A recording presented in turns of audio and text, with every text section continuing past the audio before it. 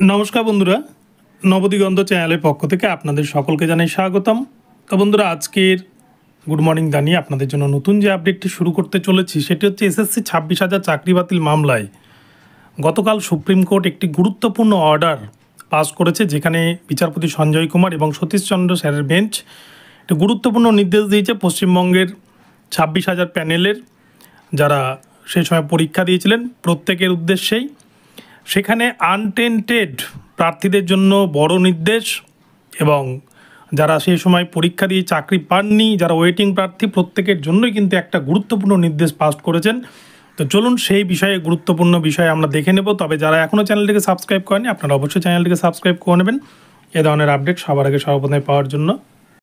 তো বন্ধুরা, প্রথমেই বলি, এসএসসি 26,000 চাকরি বাতিল হয়েছে, তারপরে অনেকগুলো দিন গড়িয়ে গেছে।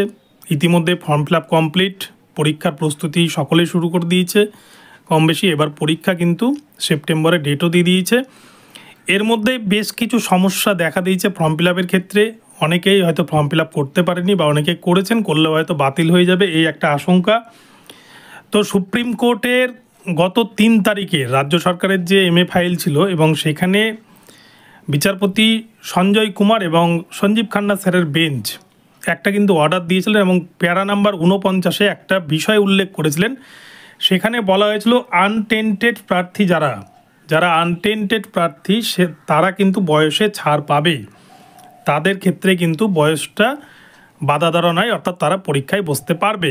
আপনারা জানেন সরকারি চাকরিতে বসার জন্য একটা 40 বছর একটা নির্ধারিত সময়, তাছাড়াও SC ST OBC এরা একটা বয়সে ছাড় পায়। তো যাই হোক, যারা আনটেন্টেড প্রার্থী তাদেরকে বয়সে ছাড় দিয়েছিল, এবং সেই অনুযায়ী কিন্তু যখন ফর্ম ফিল আপ করতে গিয়েছে, ফর্ম ফিল আপ করতে গিয়ে যারা ওয়েটিং প্রার্থী, যারা চাকরি পাননি, তারা একটা কিন্তু সমস্যার মুখে পড়েছিলেন।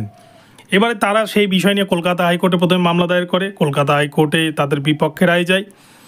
অপরদিকে তারা সুপ্রিম কোর্টেও মামলা দায়ের করে, এবং সুপ্রিম কোর্টে সেই মামলারই গুরুত্বপূর্ণ রায় দিয়েছে মহামান্য বিচারপতি সঞ্জয় কুমার স্যার এবং সতীশ কুমার চন্দ্র স্যারের বেঞ্চ।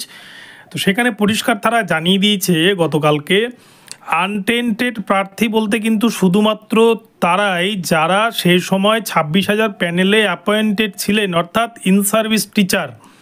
শুধুমাত্র যারা ইন সার্ভিস টিচার চাকরি হারিয়েছেন তারাই বয়সের ছাড় পাচ্ছেন। আদারওয়াইজ কোনো ওয়েটিং প্রার্থী বা 23 লক্ষ পরীক্ষার্থীর মধ্যে যারা ছিলেন, যারা চাকরি পাননি, তারা কেউই কিন্তু বয়সের ছাড় পাবেন না।